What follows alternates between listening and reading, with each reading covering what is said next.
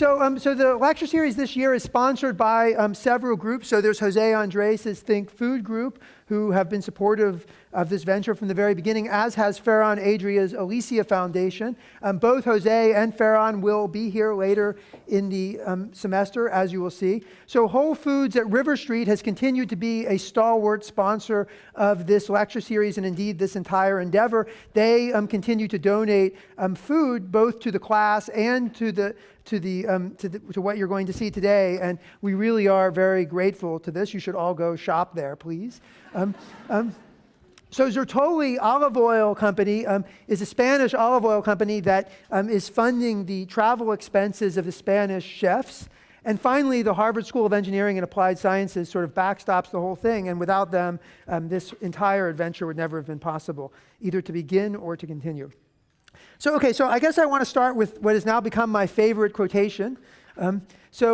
This is a quotation from Brillat Savarin, who wrote this wonderful book called The Physiology of Taste that was published in Paris in 1826. That is, I think, the first, Harold can correct, but I think it's the first effort to really connect science and cooking in a serious way. It's a wonderful book. You can get it for free online. If you haven't read it, I recommend it. Just go read it. It's fabulous. It's not all correct, but no book is. So that's fine. But anyway, he has aphorisms. This aphorism comes after one that's particularly colorful, which I'm happy to tell anyone after the thing. But this one is: the discovery of a new dish confers more happiness on humanity than the discovery of a new star. And I guess this sort of resonates with me for the following reason, that Harvard University and indeed the universities of the world have long supported the discovery of stars. I mean, what can be more noble than to understand the stars? Whenever a new star is discovered, it's on the front page of the New York Times. And we all wake up and say, hallelujah, there's a new star. But what about dishes?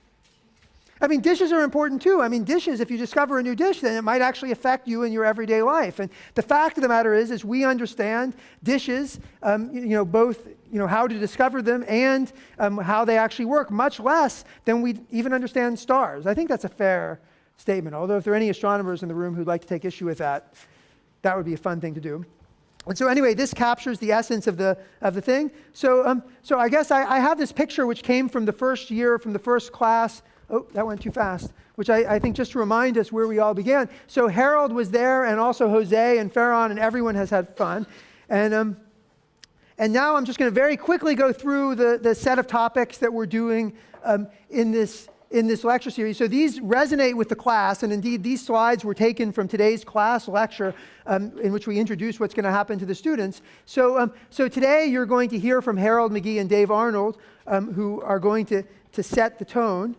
So next week, the scientific topic is energy, temperature, and heat, and we will be joined by both Joan and Jordi Roca from El Celler de Can Roca. The scientific topic will be calorimetry. The lab, which the students will do, is to make ricotta cheese.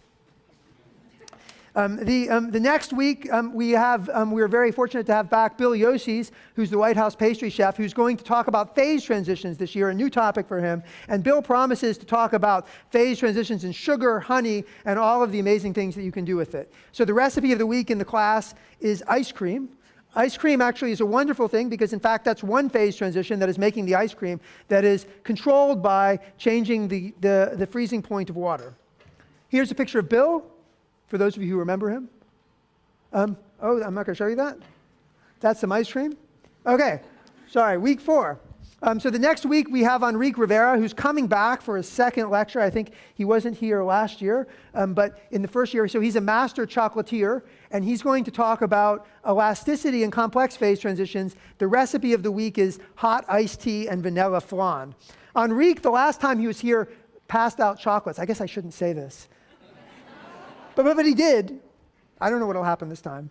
He also cooked with the students. He made this. Spectacular. The lab. Okay, the next week, the guest speakers are Finna Pucadevella, and people from L'École and Paco Perez from Miramar. The topic will be diffusion and spherification. The recipe of the week will be spherification. Spherification, of course, is one of Ferran Adrià's principal culinary discoveries and is an endless source of fascination for those of us who think about these things. This is a picture of one of the students who had spherified something and was very pleased. The next week, the topic is heat transfer, when the lecture will be about browning in paella, which of course is a wonderful example of heat transfer by Raoul Baram. And the recipe of the week that week will be molten chocolate cake. Here's an example of the said molten chocolate cake. We have to make you a little jealous that you can't take the class. This is the effort to do that. Because, this isn't exactly the class. It's got some of the best parts, but not all. There's also the labs. So, okay, then we have in the class a review and a midterm, and Jose Andres is going to review everything for us, which he will do, as he always does, in spectacular fashion. There's no recipe that week. Here's Jose. Then the next week, we are joined by Wiley Dufresne, who this year will change his topic. As those of you, the stalwarts of this lecture series know, he's in the past talked about meat glue. This year, he's going to talk about viscosity and polymers. And the recipe of the week is milkshakes. In fact, I guess I have 1 minute. The question that we're posing to the students is the following: to please create a milkshake without ice cream and milk. We can talk about that later. So the next week, actually, the topic of the week is emulsions and foams. So this is the only week that there's a discordance between the scientific topic and the public lecture series. And in order to make the discordance clear, we decided to make it as blatant as possible. So Dan Barber will talk about compost. And in the class, we will talk about emulsions and foams. It promises to be a spectacular week. The recipe of the week is not compost, but instead is mayonnaise and lime foam. This is what the lab students will make. So then week 10, we move on to chemistry. So we have 2 weeks of chemistry this year. The first week, chemistry 1, the title of the lecture is Bakistry, and the chef will be Joanne Chang from our local flour, and we will talk about the science thereof. We then have a second week of chemistry where the chef, the guest speaker for that week, is going to be America's Test Kitchen, which is also a local entity, as you all know, and we will focus on chemical processes and microbes. Then week 12, which is the Monday before Thanksgiving, we are joined once again by Nathan Meervold, who will tell us about his view of modernist cuisine. Week 13, we will move on to dessert with David Chang and Carles Tejador. In the class, there will be a review of the entire course through candy making, which sadly you will all miss. And then in week 14, there will be a wrap-up in which Ferran Adrià comes and wows us with his discussion of innovation and creativity. And so that's it. That's the semester. That's the lecture series. And we hope you will come and enjoy it with us. And to get us started on the right foot, I turn it over to Harold. All right. Thank you. Thank you very much. It's really great to be back.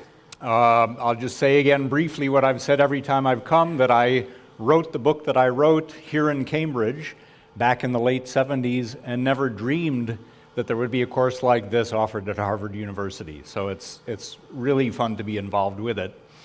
You can see that it's an action-packed course, and what I want to do today is give you a very quick taste of a few different things, of what soft matter science is, because that's the subject of the course, and then a little bit about the history of the interaction between science and cooking, and then a little bit about the history of haute cuisine, which is, again, a big piece of the course, trying to explain why it is that this is a very interesting, perhaps unique time in the history of cooking.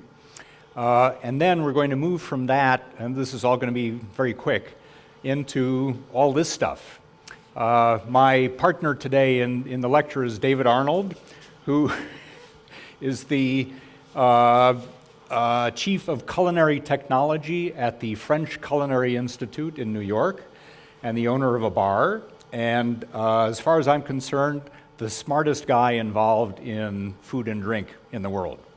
And he's got all kinds of stuff going for us. And so I want to save as much time as possible for that. And as you'll see, because there are so many moving parts, this is going to be a little bit of an adventure. But it'll be good stuff, I promise. Okay, soft matter science. I really hadn't heard that term until pretty recently, a few years ago. And it turns out, and this gets back to what Michael pointed out about Brillat-Savarin a couple of centuries ago, saying that discovering a new dish is as important as the discovery of a new star, does more for human happiness. Well, for a long time, things like astronomy and then later on particle physics and relativity and things like that, they held sway in the sciences. They were the kings of science. And everyday life, the stuff that we deal with every day in life, really wasn't paid that much attention to by physicists. But that changed relatively recently, and this man was the first man to win a Nobel Prize for studying these sorts of phenomena, and he's the one who gave the name soft matter science to this field. It turns out that someone before him had proposed the term, but he was the one with the clout to make it stick. And he defined it as the ambiguous states of matter, the paradoxical properties of which depend on the art of mixture. So it's not just, water is solid when it's cold, and it becomes a liquid when it's warm, and it becomes a gas when it's hot. It's more complicated than that. These states are ambiguous. They don't behave in quite the same way that you might expect, and that is what soft matter science explores. Those are examples of the systems that soft matter scientists investigate, and they all have to do with delicious things, interesting things in foods. So that's just a bit about soft matter science. Now, in his Nobel Prize lecture, Pierre-Gilles Dijen talked about Benjamin Franklin's beautiful experiment of around 1770, which is an example of the way in which everyday phenomena can offer windows into deeper truths about nature. And so this is an example of that. Benjamin Franklin in the 1770s, 1760s, was traveling a lot back and forth between England and the United States, and between France and the United States, or the colonies as they then were. And he noticed on those voyages, when he was in a convoy of ships, that when the cooks in the ship in front of him dumped the garbage, the wake of the ship was calmed. So, pouring oil on troubled waters, same idea. He noticed this, he was curious about it, and so he decided to do an experiment. He went to Clapham Pond in London, and this is Clapham Pond, and he went to the corner of the pond that was across which the wind was blowing across the pond, put a measured half teaspoon of oil on that shoreline, and then watched the wind spread it. And he wanted to see how much, what extent of pond the oil would cover. And what he found was that 1 teaspoon of oil covered a half acre of the pond by his estimate. And he reported on this and kind of left it at that. But it turns out that right there you have the makings of a really important deduction, which is what is the size of an oil molecule? Because it is essentially spread as thin as it can, a monomolecular layer. Back then, of course, they weren't thinking about molecules, but we can now, in retrospect, go back and do the calculation for him, and it turns out that it's pretty close to the dimensions of an oil molecule. So it's an example of something very simple observation can tell you something fundamental about the world that you wouldn't know otherwise. Now, Dave is doing here an experiment that's related to this. This is called Dragon's Beard, and Dave, would you like to explain what that is? Yeah, sorry I'm already into it, but it has a tendency, if you just sit there and watch it, it explodes later on, so you have to get going. This is just sugar. Add a little cornstarch to it to prevent crystallization. and cooked it with a little vinegar, actually. I lied. Vinegar inverts the sugar, also prevents crystallization, to 133 Celsius. And then you just coat it in cornstarch and doggedly pull it again and again and again. Every time you do it, you drag it through cornstarch. It doesn't stick to itself. And so every time I make a figure eight and invert it, I'm increasing by a factor of 2 the number of strands I have. And as you all know, things that go up exponentially tend to increase dramatically very quickly. So we're going to do 14 turns. And the recipes for this is on my blog, by the way, cookingissues.com. There's a video of it on the YouTube that you can go see that gives the full recipe for it. But this is a traditional candy that's made in China. They have a similar candy in Korea. They have a similar candy in Turkey. And they have a similar candy in Iran.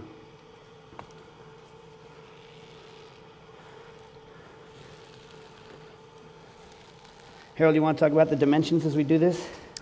Yeah, so you can, basically what's happening here, of course, is that as the number of strands multiply, the thickness of the strand declines exponentially, and or semi.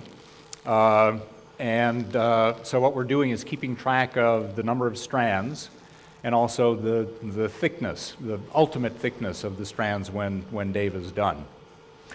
And I can't see from here how many we up to? 256, okay. So we've got a few to go. Yeah. Tell you what, why don't I, because we've got so much stuff to talk about, why don't I keep going, and then you just interrupt me when you're up to... the number? Yeah. Okay? All right. Is it going okay, or are you going to need to warm it up to... There's no stopping now. It's doing what it's doing. All right. Anyway, again, this is an example of a cooking technique. The previous one wasn't exactly cooking, although it turns out that Franklin's experiment is directly relevant to understanding mayonnaise making, because what you're doing in mayonnaise making is trying to coat lots and lots of oil surface with emulsifiers from egg yolk. And so all these things really do give you an insight into interesting aspects of and fundamental aspects of nature. Now, just as an example of something that we take for granted and don't really think too much about, but that really is kind of peculiar when you think about it in the context of soft matter science, is cheese making. You start with a liquid, you add a liquid to that, which is rennet, an extract from the stomach of an animal, but you can also extract it from, it turns out, cardoons, a relative of the artichoke, or from fungi of various kinds. You add that to the liquid milk, and the liquid milk turns solid. You haven't heated it, but you turn the milk solid. You turn it into curd. And then depending on how you process that curd, you can end up with solid Swiss cheese or melting camembert cheese. This is something that, again, it's just sort of part of the nature of cheese. But these days, with chefs and other people interested in food, learning about these things and really trying to push them to the extreme, this kind of this aspect of cheese and the interest and love of, for example, the stringiness that you get on a piece of pizza led Heston Blumenthal in England to try to make the stringiest possible recipe for a grilled cheese sandwich that he possibly could. And this is what he came up with.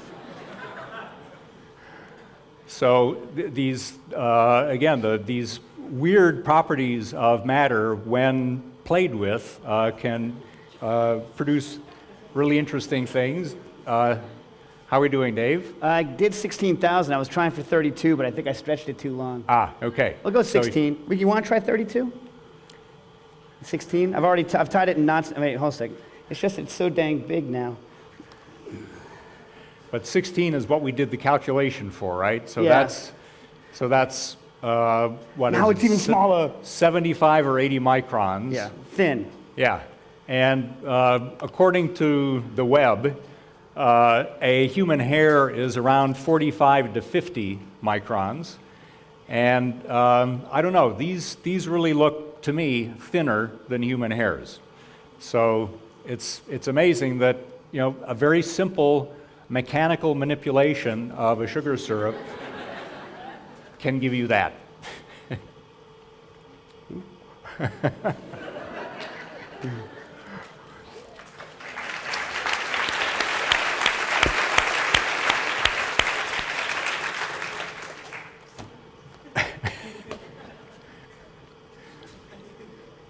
Normally when you do it, it's in starch. Traditionally in China, there'd be chopped up peanuts and whatnot on the inside, folded on the inside of it. It would be broken into pieces, spun into peanuts. If you're going to do this, which I recommend at home, I wouldn't use straight cornstarch. I'd do a mixture of cornstarch and cocoa powder is a great recipe. Mixture of cornstarch, malt vinegar powder, mustard powder, and then afterwards sprinkling it with, and smoke powder a little bit, sprinkling it with a little bit of very fine sea salt and citric acid with peanuts in the inside. Good. You know what I mean? Very good. So you can do a lot of different things. The main requirement is a very fine powder, getting the temperature of it right. And did you guys see when I was doing it how it was a little bit hard and I ran into the back room? In the back room, I nuked it for a second, for like 3 seconds, just to get it pliable. Don't worry, that's my centrifuge. Don't sweat it. Just to get it pliable enough to work, but it's all about getting the texture in your hands. And once that's actually a little firm, you should be able to pull it without kind of sweating so much. But if you're within a degree or so either side of good, you can get it to work. Boom. Yeah. Getting back to stringiness. So this is the kind of thing, the kind of phenomenon that students in the course will be studying and measuring. You know, these basic properties that we don't really have a good everyday vocabulary for, except stringy and not stringy. But you know, viscosity and elasticity, these things that are fundamental properties of matter are the kinds of things that will be studied in the context of fun stuff like this. This is a modernist version of stringy cheese, but I just want to show you that people have been interested in this aspect of cheese for a long time. So this is a traditional dish in the Auvergne in France, where you take a particular cheese at a particular stage in its evolution and mix it with boiled potato, and then work it with a paddle, and you can end up making tremendous sheets of cheese like that, which are elastic. So you kind of wrap them around a fork and bite into them, and they're chewy in a way that cheese all by itself is not. So it's pretty cool stuff. Cheese is amazing. Okay, very quick, like 5 or 6 slides about the history of the interaction between science and cooking. And this is just to say that human beings and their mastery of the rheology of milk goes way, way back. So this is a sieve, piece of a sieve that goes back thousands of years ago and is the earliest evidence we have of dairying and cheese making in the Middle East. So that aspect of things has been of interest to humans for a long time. A couple of interesting points along the way. I put this up because I'm going to show you, and Dave is going to do some things that you might think are, you know, maybe a little bit more for entertainment than for deliciousness. This is just to say that that strand in cooking has been going for a very long time. So this is a medieval recipe for making a chicken seem as though it's alive when it's not. And it involves stuffing the chicken with mercury and sulfur. So, you know, it may have had something to do with the longevity of the rulers of the Middle Ages. But in the Middle Ages, some really basic things were developed for the first time. For example, meat jellies, aspics, things like that, where you take bones and skin, cook them, extract the gelatin, and the gelatin sets into a gel. That's soft matter. That's a peculiar behavior of matter that has delicious properties and consequences. And sugar confections as well, the kind of thing that Dave just did. This is Denis Papin in the era of the Royal Society when Isaac Newton was a member. And that's his invention, which is the pressure cooker. So the pressure cooker goes back to the 17th century. The members of the Royal Society, generally speaking, were bachelors, and so they didn't have much to do for supper. So they would get together in groups with a couple of Papin's digesters, and they would have digester parties. They would just put something new in the digester to see what happened. And they kept diaries, many of these people, and it's great to go back and read them because you get the sense that they're encountering a part of the culinary universe that never existed before. It's like discovering the new world, but in food. Discovering new dishes, discovering something as interesting as a new star. I'm skipping over a lot now to try to explain why it is that we lost sight of that connection between science and cooking. And it kind of has to do with what role science was asked to play in the late 19th, early 20th centuries when there were lots of problems with sanitation, with contamination, often intentional adulteration. And so the first food chemists were actually trained to detect fraud. That's where the profession of food chemistry began. And that's a very different side of things from discovering new dishes and just enjoying the pleasures of understanding the system itself. This was very directed and had to do with making the food supply safe and honest as much as possible. The group in the lower right here were the earliest members of the Food and Drug Administration, and their job was, they were called the Poison Squad. They were essentially human guinea pigs. So there were a lot of people using things like, well, benzoic acid, which is still used today as a preservative, but formaldehyde was being used as a preservative. And they would sit there at that table and eat a few tablespoons of formaldehyde and see what happened. So again, that's how the food science, food chemistry professions began in this country, and I think explains a lot about why for a long time food science and food chemistry didn't seem that interesting to most people. Another side of it was that cooking itself, home economics was sort of based on the model of what people did in food science and food chemistry. There was an attempt to make it professional, to make it more respectable by making it professional. And what that meant in practice was that people who wrote about cooking in a scientific way tried to drain it of as much kind of subjectivity as possible, and that meant taking all the fun out of it, taking all the pleasure out of it. So here's a remarkable woman, first graduate of MIT, co-founder of Woods Hole, inventor of the term ecology in its common use these days. An amazing woman, but it's clear that she had no use for flavor in foods. It wasn't interesting compared to hygiene and nutrition.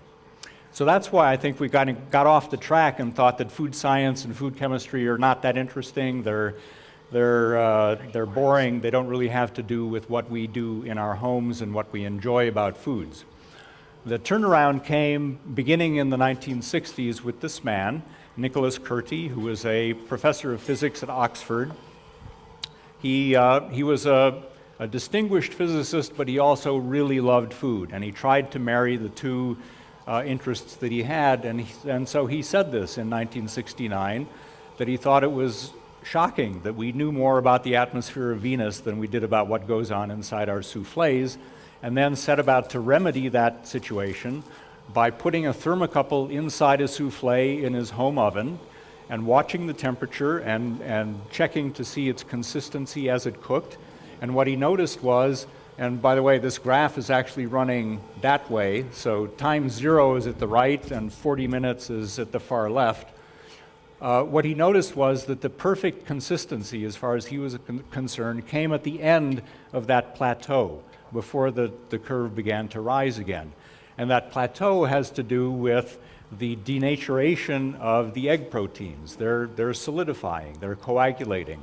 And it's when that process is over, but just barely over, that the souffle is at its best. So he took his eyes off Venus, took his eyes off a new star, and trained them back in his kitchen and came up with a very useful piece of information. In the 1970s, I was a newly minted literature PhD in search of something to make a living at, and found myself here in Cambridge with the amazing resources of the Schlesinger Library and with the idea that a book about the science of cooking would be an interesting thing to try. And so I did. I spent several wonderful years in the Schlesinger Library and Widener as well, and wrote this book, which in 1984 didn't get a whole lot of attention. The chefs of those days were not American. They had been trained in the European sort of apprentice program, the tradition, and they said, you know, it's kind of interesting to know these things, but it really has nothing to do with what I do in my kitchen. I cook these dishes because the people before me cooked these dishes, and they figured out how to make them good. So it was really the younger generation of cooks, the people who were going to school, the people who were apprenticing, the people who were too impatient either to go to school or to apprentice and just loved food and wanted to open their own restaurants. Those were the people who first started using my book and made it possible ultimately for me to make a living. And then a few years after that, there was a meeting in Sicily of the handful of us in the world that were interested in the subject at the time. And that includes Nicholas Curti, who's at the center. He convened this meeting on molecular gastronomy. I'm over at the right. Pierre-Gilles Degenne, whose wife owned a restaurant, is sitting to the right of Professor Curti. Hervé Tisse, which is a name you might know from this kind of thing, is sitting at the right.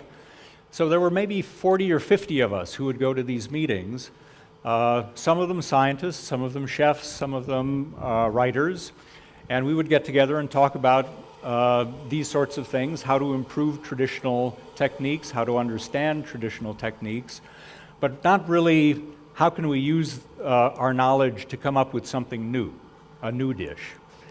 We weren't really thinking that much about innovation.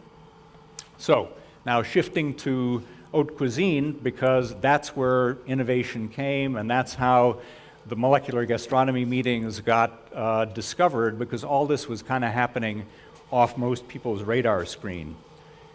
So again, very, very quickly, and of course the world is a big place, and the French are not the only story here, but they're the relevant story for this particular course. So in the 18th century, when classic French cooking was developing, there was an appreciation for what it is that chemistry could do for cooks. And so this is an illustration from a book from that time with a little ditty underneath a picture of a woman cooking at a stove, basically saying everybody wants a new experience, a new dish all the time, so you have to be a chemist. You have to understand your materials, you have to understand the processes, you have to come up with new compounds, new combinations of things. That's the way you can keep up with this constant demand for something new. So the term nouvelle cuisine was actually being used in the 18th century for what we would now call classic French cooking. These are the guys who really established classic French cooking, both amazing figures in their own times, and they did a remarkable job essentially of organizing and systematizing French cooking as it existed in the 19th and then early 20th centuries. So they wrote multi-volume tomes and are still thought of as sort of the godfathers of classic French cooking. The problem with it was that in systematizing, they, again, kind of drained the life out of the profession. And that led to a reaction. this is just an example of the kind of thing that you find if you go to a Escoffier and ask, what should I do with beef tenderloin? So there are many, many recipes, 100 recipes for slices of tenderloin, and all those slices, it is specified, should be a certain thickness. They should be served on a certain size crouton. If they have this kind of garnish, they should have this kind of sauce, that kind of garnish, that kind of sauce, and that was the rule. And if you were cooking in a restaurant, high-end restaurant, that's the way you cooked, by Escoffier. And that's what diners expected. They wanted an execution of this, steak a la so-and-so. That's the specificity that they wanted. So this led to a reaction among chefs because they felt, some of them, that this just didn't leave them enough room for interesting things to do for themselves. And so we had the new nouvelle cuisine, which developed in the 1960s and 70s, which allowed for inventiveness, and in fact said, if you really want to be a modern chef, then you need to be inventive. You need to come up with new things. You need to try new techniques and new machines. So one of the prime practitioners of the nouvelle cuisine was Michel Bras. He lived far from Paris, out in the countryside. His restaurant was out there. He was especially fond of that countryside and of the things that it offered to his cooking. By the way, he's the inventor of one of the experiments that the students in the course will be doing, which is this molten chocolate cake, which has become beloved around the world. Before him, it didn't exist. Before him, you had a cake, and you either poured some sauce on top, or you put the cake on top of some sauce. But to have the cake be cut open and have the sauce come outside was a revelation for the time.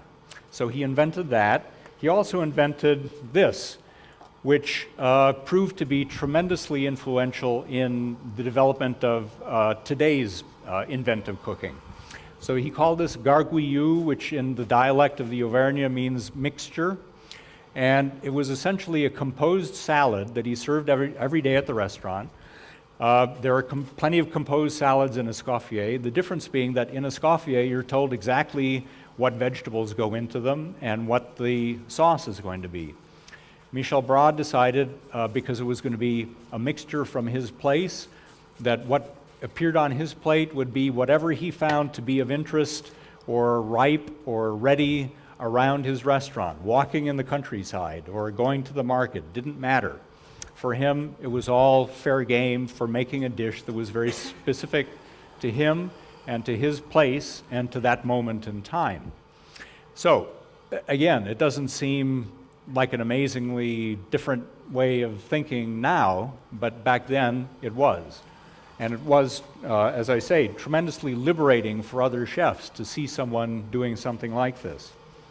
So, one of those chefs who was influenced by this dish is standing at the far right in this photograph. It was a meeting of chefs in 1987, and the guy in blue jeans in the middle, Jacques Maximin, said something in the course of that meeting that really stuck with the guy on the right. And what he said was this: to be creative means not to copy. Again, not a remarkable sentiment, but the guy on the right took it really seriously, more seriously than anyone in the food business has ever taken it. He took that to mean, I have to come up with something new every time I open my restaurant. Every season I open my restaurant. And then within the season, I can't just keep doing the same thing over and over again. I have to constantly find ways to do something new, to really push the boundaries. And so he wanted to do a version of gargouilloux, the composed salad, because for him that was such an iconic dish. But he couldn't just go to his restaurant and pick plants from around his restaurant, because they would be, yes, specific to his place, but the concept was Michel Bras, not his. And so this is what he came up with.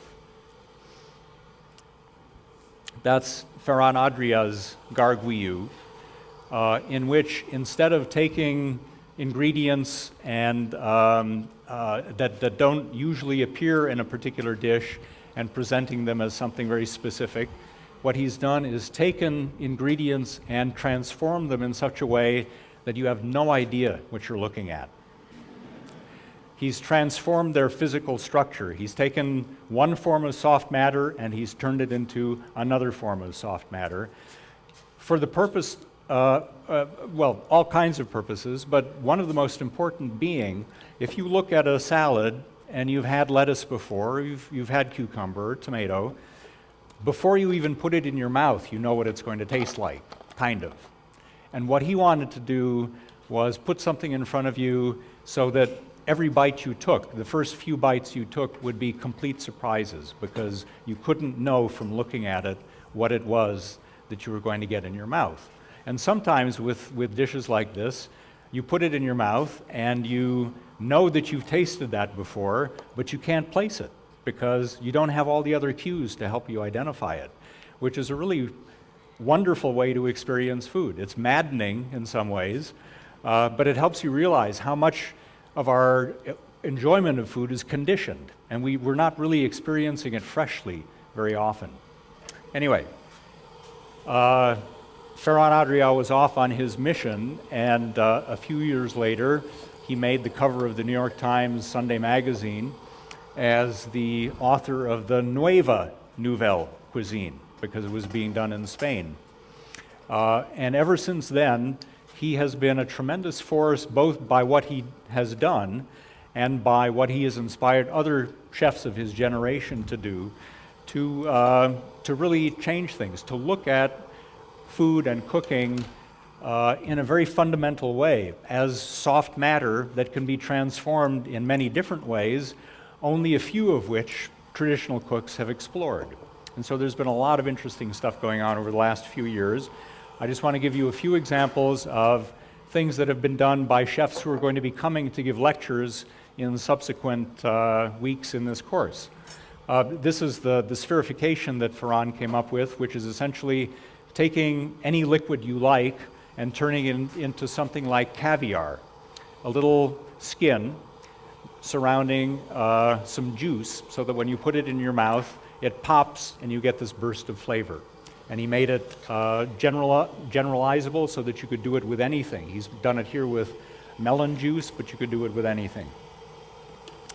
The Roca brothers, who will be coming next week, have done really interesting things in a number of ways, but particularly using the rotary evaporator to separate the flavors of foods from the foods themselves. So you take an apple, you put it in a rotovap, and you distill off the aromas into a liquid, which you then draw off. It's a concentrated source of flavor, but the apple doesn't come with it. The structure of the apple, the rest of the apple is still in the machine. So you end up with this little vial of concentrated flavor.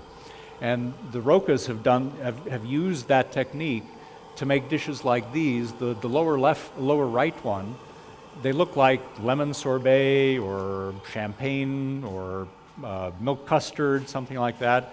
But in fact, each of those different versions of soft matter have flavors that we associate with very deeply colored foods.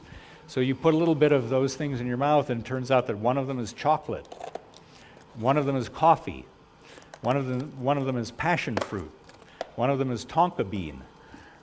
So again, there's this disparity between what you're expecting from what you see and what you actually experience in your mouth, and then you end up experiencing that flavor in a very different way. The upper left-hand one is something that I actually tasted early on in my explorations of this food at their restaurant, and you can't see it too well, but it's essentially an oyster inside a transparent jelly. And I put it in my mouth, and I got the oyster flavor right away, but I couldn't make out what the jelly flavor was. It was familiar, but just really hard to place, and didn't really seem that it was a food flavor. I kept running through, is it spice, fruit, vegetable? And I finally realized what it was. what he had done, Joan Roca, was to distill the flavor out of a handful of soil.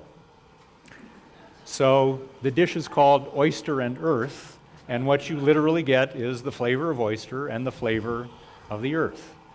Now, any of you who know environmental chemistry know that that's a problematic thing, but back then it was an initial foray, and they know a lot more about distillation than they did back then. Jose Andres came up with this wonderful invention, which is about this big, and it's made out of a material called isomalt, which is like sugar but much easier to work with than sugar. In fact, Dave was thinking this afternoon maybe he should have made the dragon's beard out of isomalt because it would have been more cooperative. It's what cough drops and things like that are made out of. Things that they're hard like hard candy, but they're not as sweet. It's a sugar relative, but it's not sugar itself.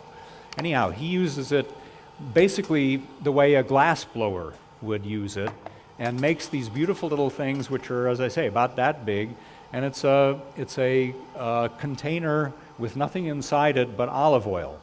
He melts the isomalt, puts it essentially under a straw, dips a straw in it, and then drips the olive oil down the straw, and the weight of the oil as it hits the film of isomalt deforms it into that beautiful shape. And then he puts a crystal of salt on the top, a little bit of vinegar powder on the bottom, and then you've got the essence of vinaigrette without the salad. There's one burst of the flavor of vinaigrette, and it's gone.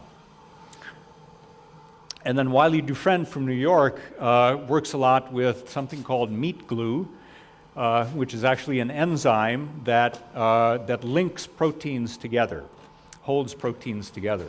So that allows you to do really interesting things with protein-rich foods like shrimp. So in the upper left, what you see are noodles that are pure shrimp.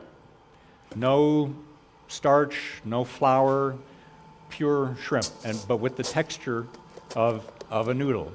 And then he's used meat glue again in the lower right to make what he thought of as the ultimate McNugget.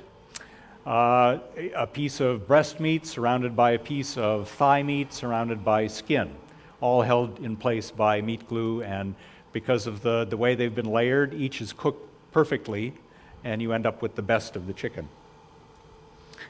And then David Chang, also in New York, has been doing a lot of interesting work with unusual fermentations. So in Asia, there are these long traditions of fermenting all kinds of things and getting very interesting products, flavorings. I mean, soy sauce, of course, is the most obvious, but many, many different versions of things that make other foods more delicious because they're so concentrated in flavor. So David has been exploring the application of those basic ideas to North American ingredients. So he's in this case, applied a technique that's used in Japan for fish. Here he's applied it to pork and come up with a very different set of microbes that are doing the fermentation, which are still being explored, in fact, by microbiologists here at Harvard. So, just now a couple of words about the fact that this is a really exciting time because rather than earlier in the 20th century, food science, food chemistry, and cooking being these very, very separate domains, they're now mixing freely and all kinds of interesting things are coming up. So chemists are now taking cooking seriously. This is a recent paper looking at different ways of making meat stock, and if you, turns out, cook a meat stock long and slow, you end up with more flavor, more aroma in the stock than if you cook it to the same thickness, the same kind of stickiness, but do so very quickly. And that simply wasn't known. The Nordic Food Lab is an arm of a restaurant called Noma in Copenhagen, which has, over the last few years, been voted frequently the best restaurant in the world, whatever that means. They are so devoted to pushing the boundaries again and exploring new possibilities and sharing the results of those explorations that they now have a website where they post their experimental results regularly. They call this open source research. And so this is just a scene of their vinegar experiments. They're using lots of different microbes, they're using lots of different liquids, and trying to see what sorts of possibilities there are in the acetobacter flavor part of the world that haven't been explored yet. And nowadays, one of the problems with academic science is that the journals are really expensive to subscribe to. And you might hear about an interesting paper in biology or anthropology. You try to read it, and it turns out that there's a payment barrier, and it's $50 for the privilege of reading this paper. There are now 2 journals in this kind of hybrid area of cooking and science that are open source. So you don't have to subscribe. They're again meant to facilitate the flow of information among all people who are interested in science and in food these days. So that's the brave new world that we are in now. These are the sorts of things that the students in the course will be taking a look at. And now Dave is going to give us a lot of examples of interesting things you can do with soft matter science. Howdy. I'm Dave Arnold, and for many years, my job has been to teach new techniques, technologies, and ingredients to professional chefs. And what that meant is I got to hang out with a lot of kind of really good, high-powered, awesome chefs, and learn with them when they were coming up with a lot of new techniques, and thankfully also get to come up with some techniques myself. Very recently, I opened a bar in New York City called Booker and Dax. You can visit us at 12th Street and 2nd Avenue behind Sambar. And we're devoted to using new technologies and techniques, but in kind of a different way than you're going to see through most of this class, in that we don't really want you to have to know about the technology to enjoy the drink. We try to have like maximum technology without maximum kind of flashy drinks. You'll get an example. I'm going to make you one. I'm not going to make you. I'm not allowed to serve it to you, unfortunately. But I'm going to make a drink from the bar and show you. But most of what I want to do today isn't plated work. This is the first lecture in the Science and Cooking lecture series. And so I want to talk somewhat about some basic principles and ideas that we think about when we're in the kitchen, and also some interesting facts that you can carry with you throughout the rest of the lecture series. Yeah? Okay, so we were told that we're supposed to talk somewhat about basic food molecules. So here we go. Let's start with carbohydrates, right? So like the basic food molecules, styles of molecules. One of them is carbohydrates, basically sugars and complex sugars. Both of you all with me so far?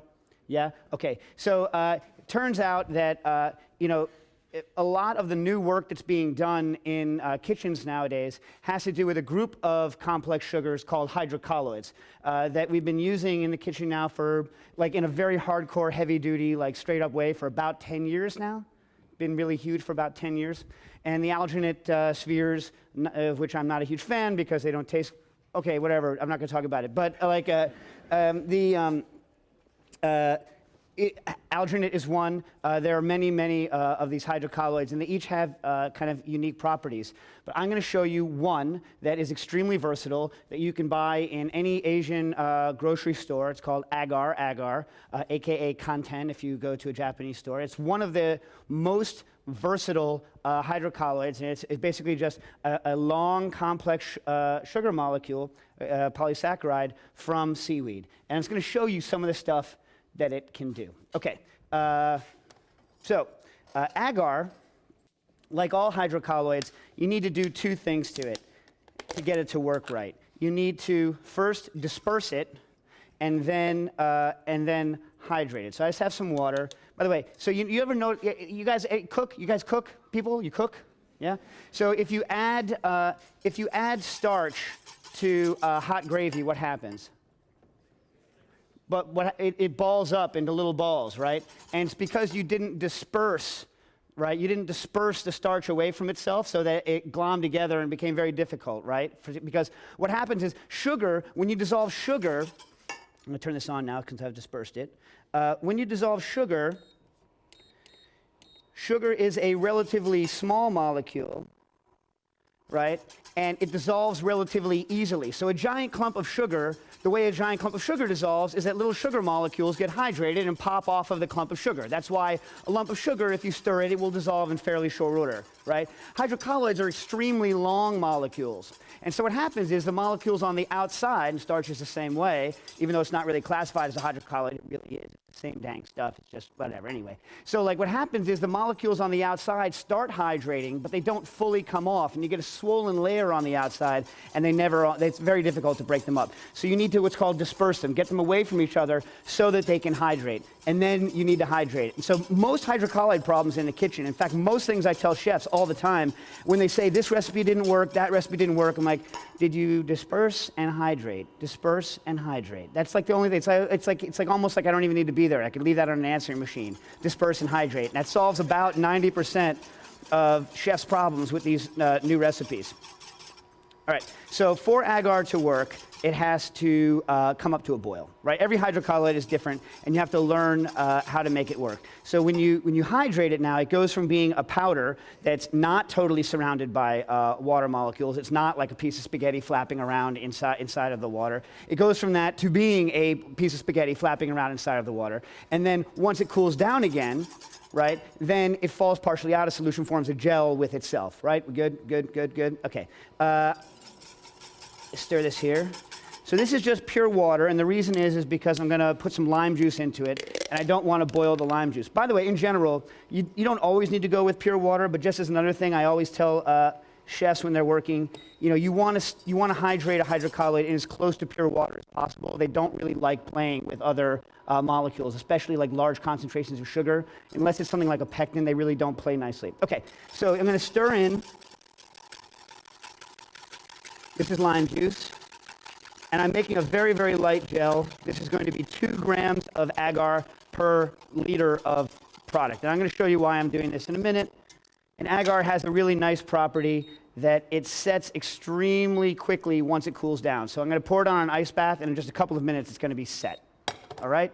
Now, agar. What's the big deal? This is an agar gel, right?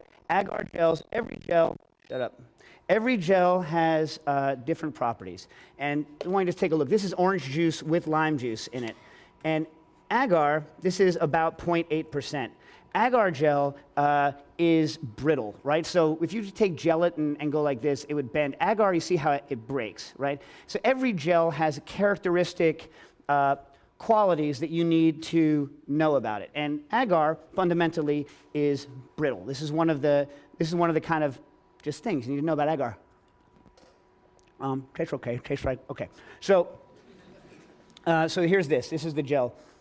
Also, because it's brittle, it cuts extremely cleanly. And I'm not going to talk about it because the professor's going to talk about it a lot later in the course, what actual textural terms mean, because 10 times out of 10, if you're not actually paying attention to what the terms you're using mean, you actually use them incorrectly. Like you use elastic versus brittle incorrectly. Incorrect or incorrect. These are completely used incorrectly, like rheological terms, right? So I'm not going to get into it now because I don't want to use it incorrectly and then have to get corrected in front of everyone. But anyway, agar is brittle. So what's another interesting property of agar? Well, most gels, you see how I cut that gel and it broke? This gel will never come together again. I could sit here all day and push this gel into this thing, and it's never going to join back into a gel again. There are gels that do that. Iota carrageenan is one that does that, and they're known as shear reversible gels. Agar is not like that. Agar, once you break it, it's broken. However, agar has an extremely interesting property that it shares with a couple of other famous hydrocolloids, like gelan. And that is when you blend it, it forms what's called a fluid gel. Right? So a lot of chefs use agar as just a gel, and it's fine for just a gel. It has some interesting properties as a gel. It has fairly good what's called flavor release. Remember I told you how I didn't like alginate? Right? And I said I wasn't going to talk about it? Well, the reason I hate alginate is because alginate has what's called poor flavor release. You ever make pasta? Flour has terrible flavor release. That's why you can color your pasta with ketchup to make red pasta, and it doesn't taste like ketchup pasta, it just tastes like pasta, because pasta sucks up flavor. And alginate is the same way. I call it a flavor thief, right? Agar, on the other hand, is not a flavor thief. Agar, it has fairly good flavor release. And the reason, and we're going to see it, and it's partially the reason it does so many other cool things, is because it has a very porous structure, and it allows a lot of the liquid that's inside of it to come out and hit your tongue. Gelatin has a great flavor release because it melts on your tongue. Like gelatin is kind of, gelatin is the gold star flavor release machine, right? So gelatin and pectin are the two, like they're up here in terms of flavor release, and all others, all others are, well, they're others. Gelatin, also interesting, the only real hydrocolloid we use that's protein-based. Okay.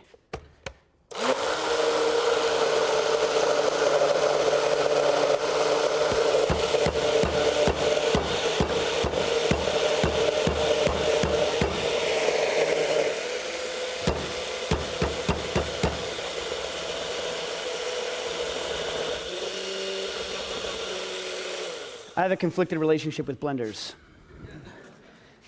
Now, the primary properties of a fluid gel, you're like, so what, guy blended, whatever. No, listen, watch this. Here's what's awesome about a fluid gel. Several things that are awesome about a fluid gel. I always joke around with my compatriot Nils Noren, who I taught with for many years at the French Culinary, that it shouldn't really be called a fluid gel. Most of the ones we use should be called a gel fluid because we're relying more on the gel properties of it than a fluid. But here's what it is. Basically, it acts like a gel. Can you see that? I don't know what you can see. No? Can you see it now? Now? No? Where can I put it that you'll be able to see it? Here? I've ruined it. Okay, hold on a second. I'll do it again. Can you see it? Yeah. So the trick is that it acts like a puree. Do you see that? It acts like a puree. So it holds up. It holds its shape. Can you see it now? Right? But as soon as you apply shear to it, as soon as there's force on it, see that? See how it sauces out like that? It starts acting like a liquid as soon as you apply force to it. So when you put it in your mouth, it takes on the characteristics of a liquid, a fluid, and a gel. So when there's no shear applied to it, when there's no force applied to it, acts like a gel, and when there's force applied to it, acts like a liquid. Now, there are hydrocolloids that act like this all on their own. Xanthan gum is a famous one, and it's used to stabilize salad dressing. And that's why bad salad dressing looks like snot, because they've added too much xanthan to it, and it's got that snotty look to it, right? But with this kind of a fluid gel, actually, you don't get the kind of a snot, the kind of like Santa Claus jiggle belly thing that you get with xanthan gum that makes it so horrible. For that, I mean, I love xanthan, I really do, I'm not saying that. But look, all of this stuff it's all like how you apply it, by the way. So when I say xanthan can be horrible, it's because the bad application of xanthan is horrible. The same way that the bad application of heat in an oven ruins a piece of meat, the bad application of xanthan in a dish gives you snot. You see what I'm saying? It's not the xanthan that's bad, it's the application that's bad. Okay, so this fluid gel is fantastic for doing things like sauces that have a great body on the plate. They look great, but when you put them in your mouth, they cream out and they have great flavor release, right? So fluid gel, right away, is some awesome business. Fluid gels are also interesting because you can foam them. So let's do two different foams. This is something that people do with fluid gels quite a lot. I'm going to do one that I think is not so good, but that some people use, right? And remember, when you have a fluid gel, when it's not under force, right, it's going to act like a gel, which means it's going to hold air bubbles. Did anyone see where I put the, oh. These are whipped cream makers. I use these for lots of things, for this kind of thing, and also for doing infusions under pressure and all sorts of, and for making whipped cream, by the way, the original awesome foam. The original and still greatest foam, I think, is whipped cream. It's got to be. And egg whites. I mean, there's many foams. I mean, we all talk about foams as being some sort of a new thing, which is, malarkey. So this is, by itself, right? You see how it foams up, and it'll hold like that for forever, unfortunately, because I think it's relatively kind of gummy on its own. But where this kind of thing really shines is, imagine if you could make a whipped cream that had a huge concentration of lime juice and orange juice in it like this, but that didn't break and had like kind of a dense body to it. Well, you can, because the fluid gel basically holds a lot of that stuff to itself and prevents, and I don't really know the reason why, but it just doesn't freaking curdle. And you can put a boatload of citrus and other things into a whipped cream using an agar fluid gel that you could never do any other way, and just get these really nice. I can do it with cassis. I can get like a really dark purple cassis whipped cream that just holds really beautifully and doesn't break or curdle or have any sort of other nasty problems.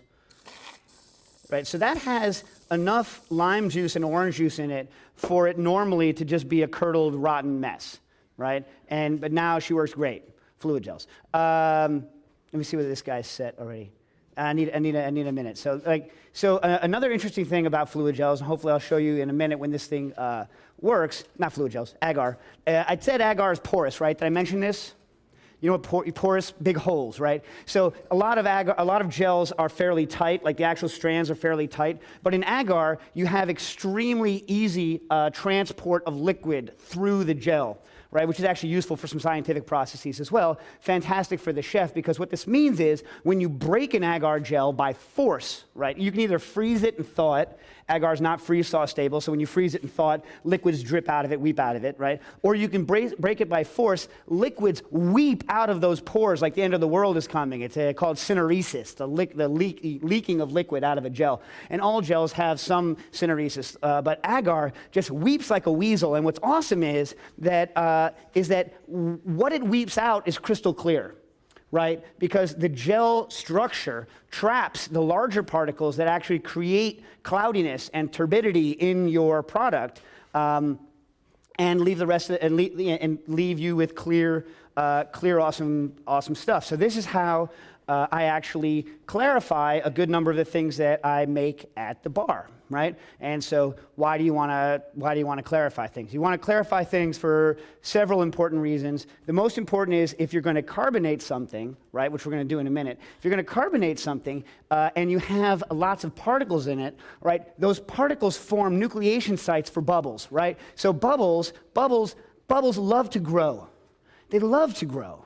They hate to form. Hate forming, love growing. So if you give them a site on which to grow, right, then they're going to foam like a bastard, okay?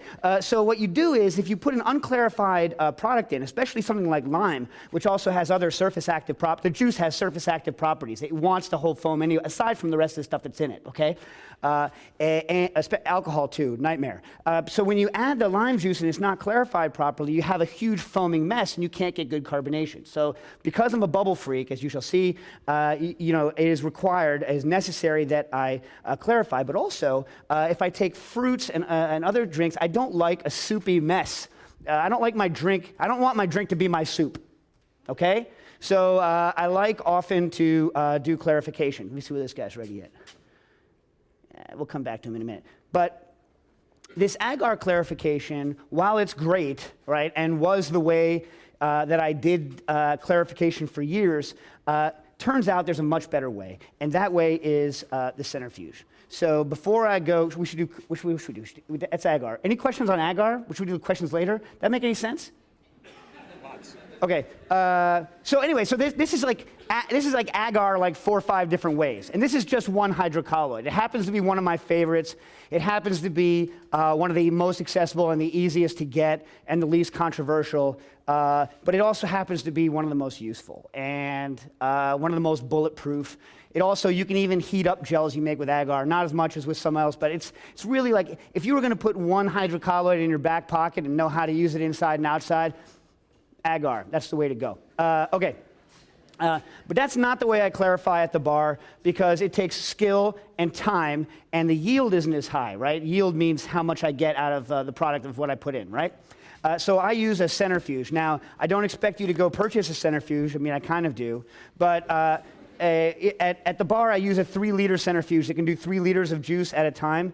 The interesting thing, like part of what makes my job interesting, kind of what I like to do, what I think about a lot, is how to figure out better ways to do things like clarify, right? So I'm not sitting around necessarily thinking about dishes. I'm thinking, can I get that juice to clarify with a crappier centrifuge so that more people can do it, right?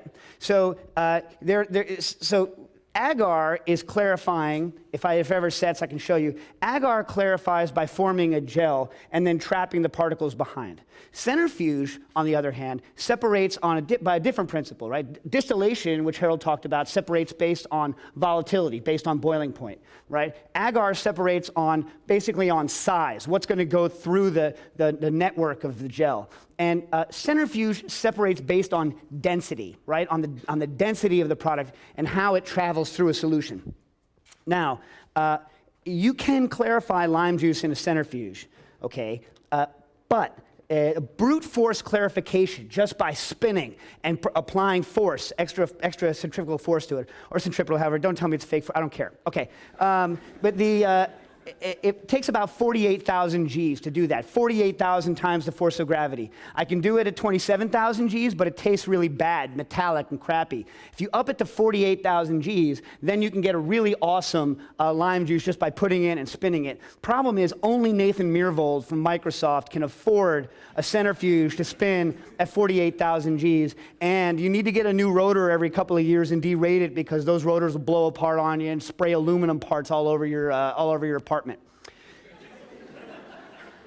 However, there are other techniques that you can do to lower the amount of force needed to get something to clarify properly. And that's the kind of stuff that I sit around thinking about, right? That's kind of like that's the core of my thinking. Like, how can we do this? So the first thing is this enzyme, and this enzyme, Pectinex Ultra SPL, is in 75% of the drinks at my bar as a processing aid. I'm not serving it to you like in shots like this. It's crazy.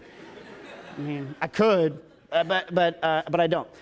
This enzyme, 80% have seen some Pectinex Ultra SPL at one time or another. And what this does is it's a pectinase and also a hemicellulase. It's kind of a broad shotgun enzyme from a fungus that breaks down plant tissues, okay? Specifically fruit tissues, and it's used in the fruit industry. So I add this, in a blender, I add this to almost any fruit, and it breaks down the pectin. Pectin is stabilizing, right, thickening the liquids. So it breaks that down, and it allows me to spin out all the solids with much less force.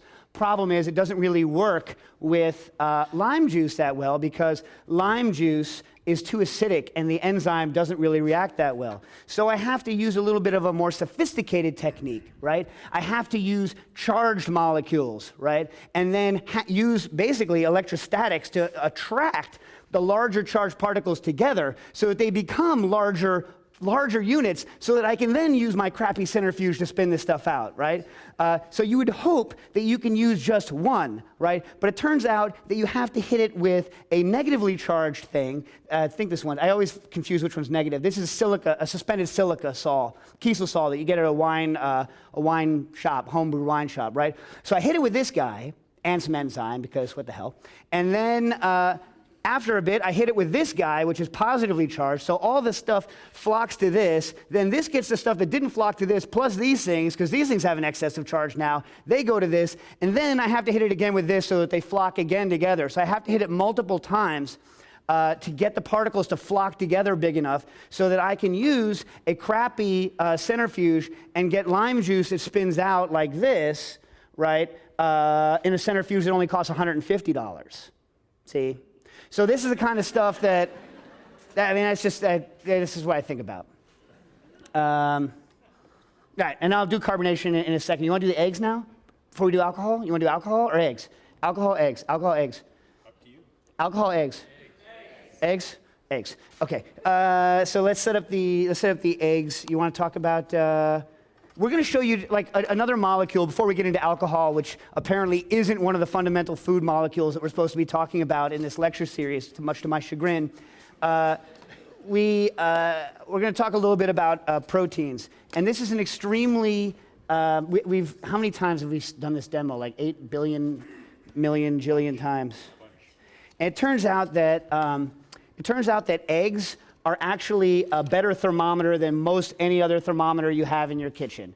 And I can almost calibrate someone's cooking equipment based on how an egg behaves in them. And the reason is that there's a bunch of different proteins in different parts of the eggs, and they all have relatively repeatable points at which they start coagulating. So let's do it. This is called an immersion circulator. If you don't have one, go buy one. They're only like 35 cents now, right? Didn't the price just drop again? They're under 500 now. They're under 500. Come on, but whatever. They're in the realm of reasonable now. 500 is reasonable for a piece of kitchen equipment that you can, cook, 10 steaks for all of your buddies, and each steak is going to be perfect. By the time you've ruined the third steak, you've almost paid for the freaking circulator. Help me. And this is something that has been in labs for decades, but only made it to the kitchen, 5 years ago? 6, 7 years ago? 8 now, 8, Yeah. 9. Yeah, Yeah. So Yeah. cooking is essentially temperature, right? Ingredients and heat. And until this came along to the kitchen, we never had, as cooks, precise control over the temperature of the foods we were cooking. This is what this gives you. It allows you to cook at 60 degrees, that's 140 Fahrenheit, or 61, 62, 63. And what that meant was that cooks 4 or 5 years ago discovered, like a new star, aspects of eggs that people had never seen before, but because there was no way to be consistent about the temperatures that you cooked at and the textures that you got. So what we're going to see here are things that cooks didn't know about until just a few years ago. Okay. So I semi-apologize that this is going to be in Celsius, but not really. You know what I mean? If you're going to do any science, you kind of have to know Celsius. So you should learn some Celsius, right? Learn some Celsius. I think it's okay for you to dress for the weather based on Fahrenheit, because kind of that's the way God wants you to do it. But technical cooking is done in Celsius. Apologize. Okay. I'll clear this stuff. Yeah. So 57 degrees Celsius is about 135 degrees Fahrenheit. This is a medium rare steak, right? But it's a raw egg. So at 57 degrees, you're not really cooking your egg out. You can pasteurize at that temperature, right? One of the biggest lies that's told to you time and time again is that you need to cook foods to 140 degrees Fahrenheit, 60 degrees Celsius in order to pasteurize them, as though bacteria had some on-off switch and instantly died as soon as they hit 60 degrees Celsius, which is 140, which is false. So you can pasteurize an egg very easily at 57. It doesn't even take that long, and serve it to a pregnant lady. And I've done this many, many, many, many times.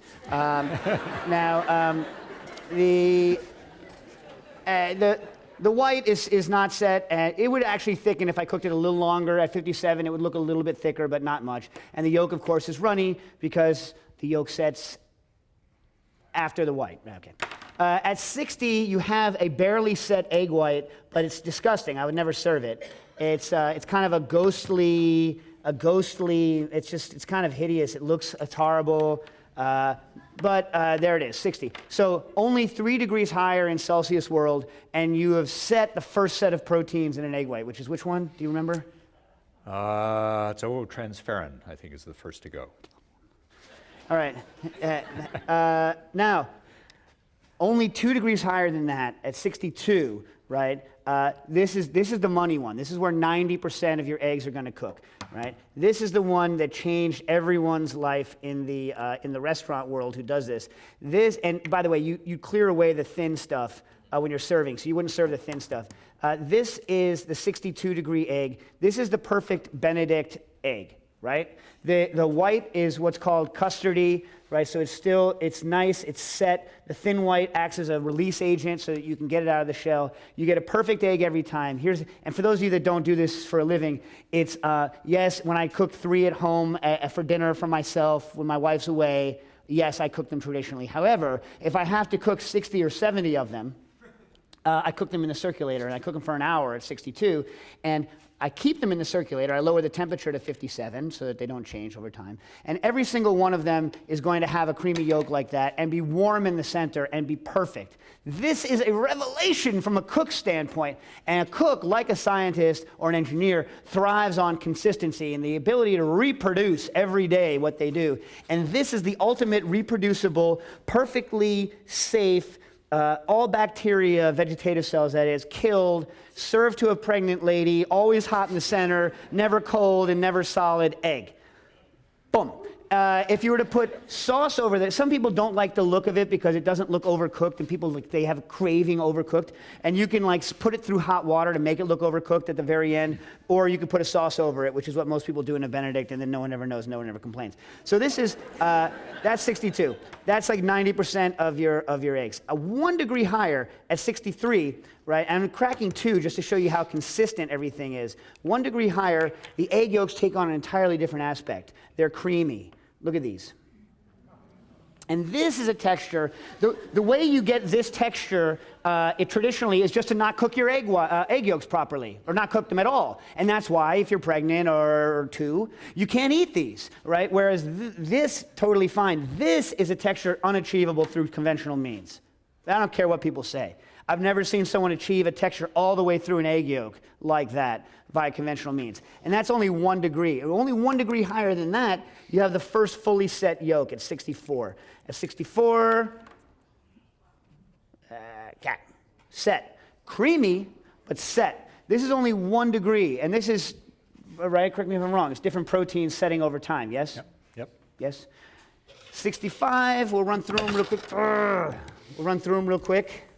65 is the first Play-Doh egg yolk, where you can start, you have like a malleable egg yolk, right? The real money Play-Doh one is about 66, right? Where you can make little marzipan bunnies out of egg yolks and whatnot and roll it. 1 degree higher than that, however, and you start taking on the granular texture of a cooked egg. Now, it doesn't have a bad smell, but you notice how this is holding its shape in my hands better and it's not molding. And if you were to, can you see? I don't know if you can see it. If you actually push on it, instead of bending all the way down, it will rupture. You see that? See, and if I pull it apart, you see how it started to take on the granular texture of a cooked egg yolk, right? It's just 1 degree. And a couple degrees higher at 70, and you're in cooked egg land, right? Boom. Although still not sulfury, sorry about your computer. Still not sulfury, still not whatever. A couple more egg tricks. You're going to do the P-Don one, right? You can do that in a second? Eggs are really cool. We don't have that much time to talk to you about eggs, but can you guess the difference between these two? Can you see? You know the difference? Okay. This one's already peeled, right? Yeah, it's brown because of a technique that we started doing based on Harold's book on food and cooking, where he talks about something called a hameen egg, which is, why don't you talk about it real quick, the hameen egg? Okay, it was a component of casseroles cooked in the Middle East over the Sabbath. So you would bake bread and then in the dying oven, put in a casserole and let it sit for 12 hours and then have it the following day when you weren't allowed to do active cooking. So the egg would be exposed to moderate to low temperatures for a very long time, and they ended up with qualities that you just don't get in ordinary egg cooking. Yeah, so while you talked about Maillard, I was busy cutting. I didn't, but Yeah, like, eggs are one of the only alkaline things that we eat a lot of, right? Egg whites are one of the only alkaline things that we. And it turns out that when you make something more alkaline, you accelerate Maillard reactions at lower temperatures. That's why you dip pretzels in things that are alkaline. That's why pretzels are so dark, and that's why pretzels have, if you think about it, a little bit of a soapy, basic taste to them, which is why they're so delicious. Egg whites are somewhat alkaline as well, and if you cook them for a long time, I mean, they go brown and they get a nutty kind of a bready, biscuity kind of and so Nils and I, back at the French Culinary, were like, why don't we just pressure cook those things? And so we started pressure cooking eggs, whole eggs, for like an hour, and we were getting results like this, where the egg yolk smells like chicken livers, and this smells like kind of like a toasty bread. And we started using these for various different dishes. And you can cook the eggs to different brownnesses based on how long you cook them. So you just put them in the pressure cooker whole without covering it, let it come up to boil, and then cook it for like an hour, let the temperature come down naturally, and there you have it, right? So there's another miracle thing from eggs, right? If you mess with eggs even further, you show them the thing or no? Like just like egg action? yeah, this is, I don't know if we can get a close-up of this. I hope so. These are Chinese century eggs or 1,000-year eggs, or Pidan is the Chinese name. So they're really brown, but they're also translucent. It's like an aspic, and it's because these are not cooked. They're actually cured, but they're cured in very alkaline conditions. And that completely changes the sorts of chemical reactions that take place. I'll try to hold it so you can see at the top there a pattern, kind of white marks. What is especially valued in Pidan eggs is what are called pine blossoms. And these are actually kind of crystalline, dendritic sorts of patterns that appear on the surface that have to do with the breakdown products of the alkaline curing of the proteins. And the more of those pine blossom patterns that you can get on an egg, the more auspicious the egg is. Let me try to break it and see if you can see through it. It has a very rubbery kind of texture. And can you see that it's, translucent? The first smell you get is ammonia, followed by hydrogen sulfide or something like that. Sell it. Let me, this is a pretty liquid yolk. Sometimes they have a beautiful kind of layered pattern on the inside.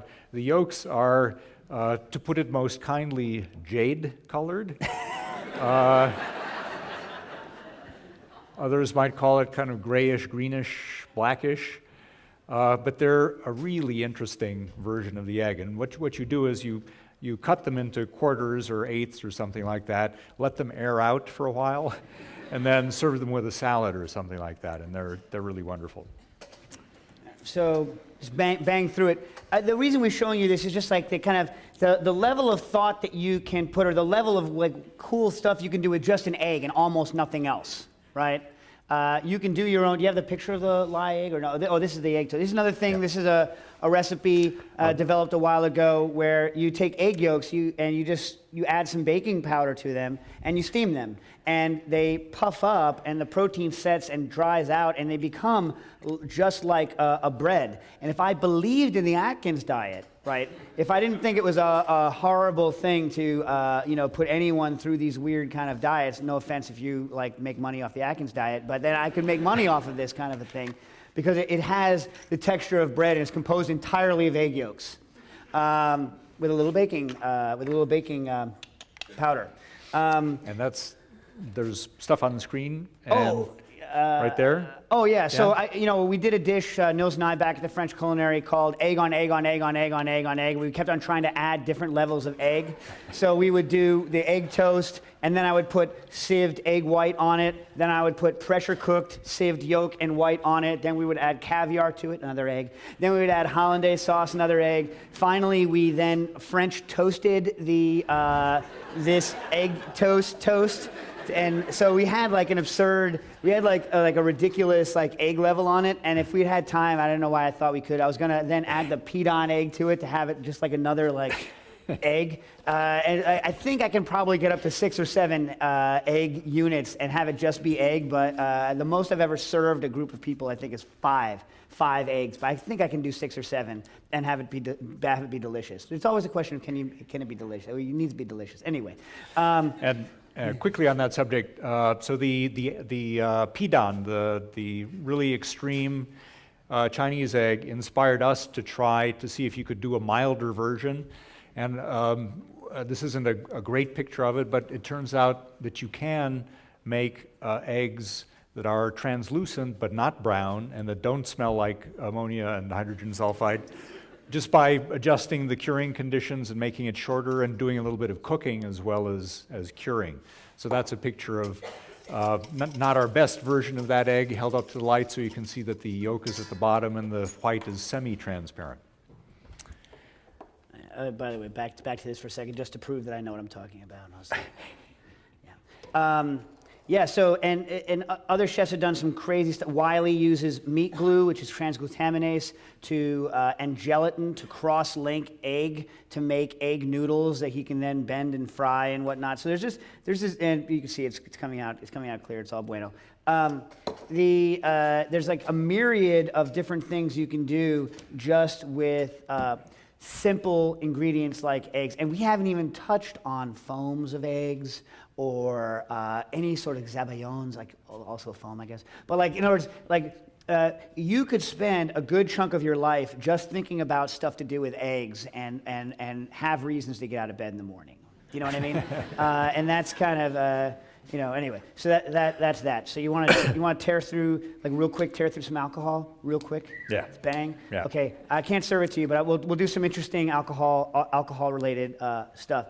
Daniel, is this rocking and rolling? Okay, here's something that unless you are a science freak, you probably haven't thought of. Here is 500 milliliters of water and 500 milliliters of pure ethanol. They've both been sitting here. These aren't food grade, so please don't come up and nip on these afterwards. All right, they've both been sitting here long enough to equilibrate. They're both at the same temperature, okay? Just believe it. I don't want to hear anything. Yeah. Okay, so we're going to let it settle out there, right? Yeah, okay. And the only reason it's jumping so much is because this thing auto-corrects. Like, this is like 1/10 of a degree. Just wait, okay? Now, what's going to happen when I add the alcohol to it? Right? You think it could go either way. It gets hotter. Isn't that weird? Like, it gets like, and not like a small amount.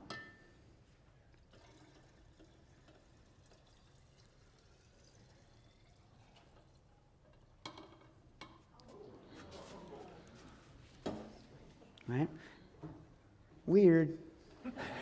Right? It turns out there's a thing called heat of mixing. Who knew, right? I don't really understand it. Why does that happen? It just happens. Look at that. Yeah. That's the scientific explanation. It just happens.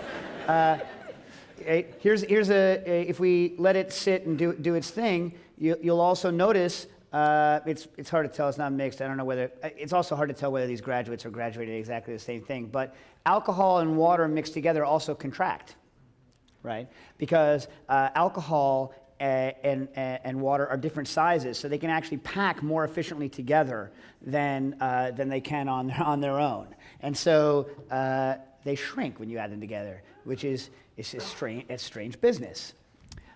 Here's another piece of strange business. I think it's very strange business indeed. What happened? Oh, the volume of the thermometer. Chumps. We're chumps. Okay, so this here is ice at 0 degrees Celsius, right? And this is this is ethanol and water, right? So when I add this, what temperature do you think it's going to get to? Guess, right, wrong, doesn't matter. What temperature is it going to get to? What? You think it's going to hit 0? You think it's going to go below 0?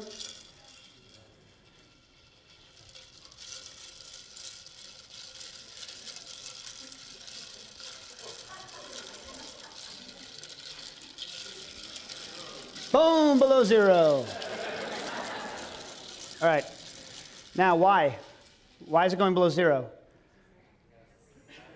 Because what? Okay, freezing point depression. Sure, right, the freezing point is depressed. That explains how it can go below 0. Now tell me why it goes below 0. Because heat is used to melt the ice. And where is it coming from? Right, because it's not coming from the outside system. And the reason that it is favored for it to melt and to get colder and to put the extra energy, even though there's no heat coming in or out of this, is due to your friend entropy, right? It's like a weird entropy effect, right? Which is still like the one thing that entropy will never sit right with me. I don't care how many books I read on the subject. It just never sits right with me, ever. But it's so weird. And like, that's the thing. We're all taught that it's freezing point depression that does it, but that doesn't really, it never tells you why it actually gets physically colder. And it's because energy is required to melt, heat is required to melt that ice. And it's not coming from the outside, so there has to be an entropy effect going on. So you get to ponder the heat death of the universe in every cocktail that you make. Now, do we have time for carbonation and the other thing, or just the one thing? Carbonation and the thing, or just one thing?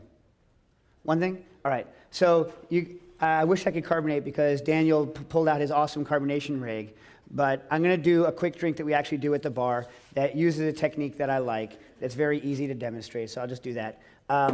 So when you muddle a drink, you muddle an herb, usually in something like sugar or a small amount of liquid. And the reason you don't do it in a lot of liquid is because you need to get a good amount of force on that leaf to break it up and get the flavors out of it. Problem is, see how this is turning black and crappy? Right? The reason it's turning black and crappy is because, well, actually, you're the expert on the enzymes of turning black and crappy. You wrote a whole chapter on it. You want to explain the enzymes while I get this drink going, or no? And the sure. oxidation crap, whatnot? Yeah. So there are enzymes called polyphenol oxidases that are defensive in nature. So when the plant senses that it's being damaged in some way, and that's usually by cells actually being ruptured, then these enzymes go to work and generate compounds that help limit the damage. And the byproducts of those reactions are these black pigments and off flavors. It just doesn't smell so good.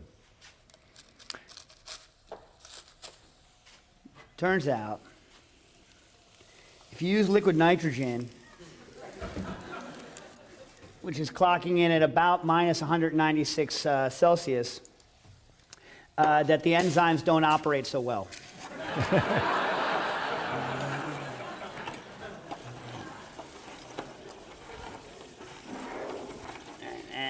Of course, I added a little much. Let me let that settle down. So this technique is you freeze the herbs, you fracture them in liquid nitrogen, and then before they can thaw, you melt them into high-proof liquor. High-proof liquor also doesn't allow the enzymes to work properly.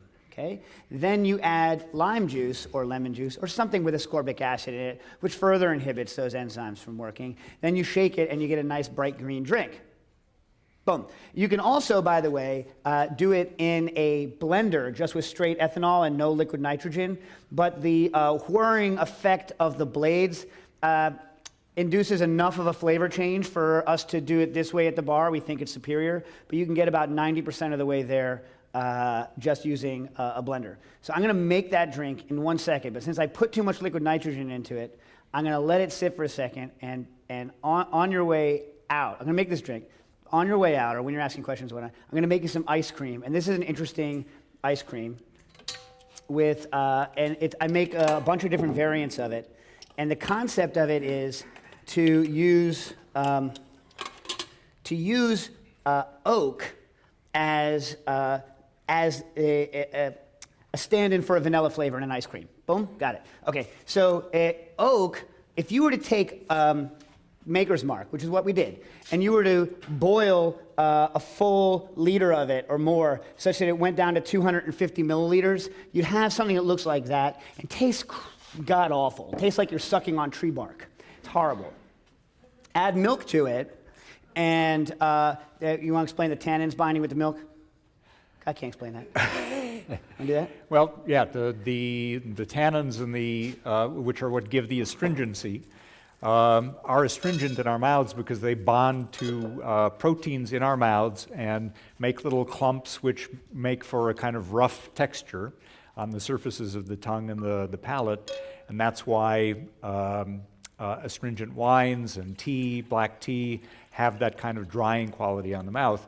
The way you can avoid that in a drink like this is to mix the tannin-rich extract that Dave has made with milk, which has a lot of protein in it, and then the tannins bind to the milk proteins so that when you put it in your mouth, they're already occupied. They don't bother your tongue. So you want to start making the liquid nitrogen, I'll start making the drink?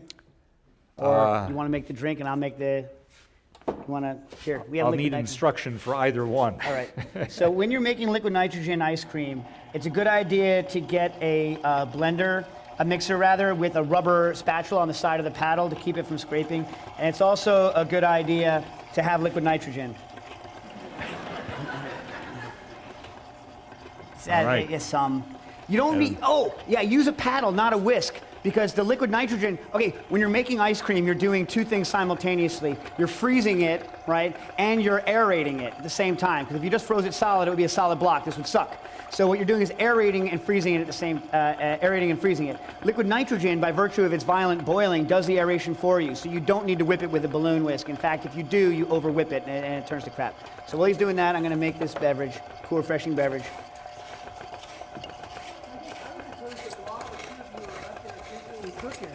We should clap. Thank you. I mean, you know... Lots? Okay. I mean, we don't... I mean, this is sort of a sight to behold. I mean, actually, Dave, you know, given all of these wonderful pieces of advice and, you know, ways that home cooks can cook, I was curious about whether or not you solved how to get liquid nitrogen into the home. Okay. How many of you live in houses with yards? Call up the welding shop. Tell them I would like my 180-liter dewar of liquid nitrogen delivered to whatever your address happens to be. You pay the deposit, and that's it. It shows up. Go to cookingissues.com, my blog, and read not just me, but read a host of other people on the safety issues involved with liquid nitrogen before you do so. But it's pretty much as simple as that. Whatever you do, we added too much. I added too much. Yeah. Okay, wait. Whatever you do, do not pay all of the money for the hose that they want to sell you to get the liquid nitrogen out. It is a ripoff. It's a ripoff. You can build that hose for you can build a better hose that doesn't waste as much liquid nitrogen for $15. You know what I mean? It's no contest. So there you go. You heard it here first. So I guess I'd like to propose, it's a little bit late on time, and Harold has a book signing outside, I believe. Okay. That's what I was told. Is that true? You have a book signing, so we don't want to miss you. You shouldn't miss your book signing. No. And also, there's scraps of food left over here that I'm sure people are interested in. I mean, I don't know if anyone's interested in that. But there was a question. Did you have a question? There's a microphone. Hold it. If you just say it without a microphone, it apparently doesn't work. It was about to come Well, out. one of the things that I've been kind of playing with recently is Szechuan buttons, which I'm sure you're familiar with since you have a bar. And I wanted to try to incorporate, since it's that chewing that kind of activates the release of the active components in Szechuan buttons. I wanted to incorporate it into like a chewing gum. And the problem that I'm having is dilution. You know, I try to extract it, and I've tried a bunch of different things. I rotovapped it, and I tried Does it making... rotovap? Does this stuff in Szechuan buttons rotovap? So, yeah, it does. I don't know. Really? I don't know. It's volatile. It is? The stuff that tastes like a battery on your tongue is Sensual volatile? is volatile? I mean, I have pictures to prove it. Wow. Oh, there's an interesting fact about, before we get into an argument about this, because this could get ugly, there's an interesting fact about rotovaps, and Professor, you touched on it earlier, and you weren't here, so sorry, but like a student was rotovapping peanuts to get the proteins out. Is that a standard rotovap setup, and actually this has been tested in commercial distilleries all the time. There is crosstalk between the two sides, the distillation side and the distillation side and the what the heck, condensing side, because you get bumping and spitting, and so you actually do get some contamination through from one side to the other. And so the way to determine whether you're actually distilling it is to put 2 layers of stainless or ceramic frit in between your distillation flask and your condenser. So I think this is a fascinating line of questioning, and I would encourage you to come up afterwards and to interrogate Dave some more. I'm sure, but I just want to make sure, I don't want to stop this, but if there are more general questions, we should go on. I'm sure that someone here is very interested. Harold, are you going to let people eat your century egg? If they'd like, I mean, if anyone wants to, afterwards you can come up. So we have one more question. Sorry to stop this, but we just don't have very much time left. Turns out I misjudged the volume. This is the last question. Yeah. A friend of mine who gives me fresh eggs says not to refrigerate the eggs for about 3 weeks. If I get fresh eggs from his chickens, he says don't refrigerate the eggs. So what happens when you refrigerate eggs, and the difference between supermarket eggs or fresh eggs? What's going on in the refrigerator? Well, yeah, that's good advice if you want to hard boil eggs and make them peel easily, because freshly laid eggs don't. And what happens is that as the eggs sit, the pH of the white goes up. They become more alkaline, and then they don't stick as much to the shell membrane, which is what makes peeling so difficult. So it's true that aging process, the increase in peelability, goes a lot faster at room temperature than it does in a refrigerator. That's why you put things in the refrigerator, is to keep them fresh, not aged. But that's not a great idea if you have any concern at all about salmonella, because they do a lot better at room temperature too. So depends on which is more important.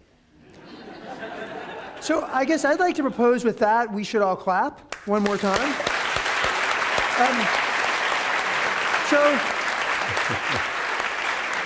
Thank you. I mean, there is a book signing outside. This does seem to be an unusual opportunity to sample various pieces of cuisine. Daniel, I made a mess. And next week, Joan and Jordi Roca. Please come back. We'll have fun.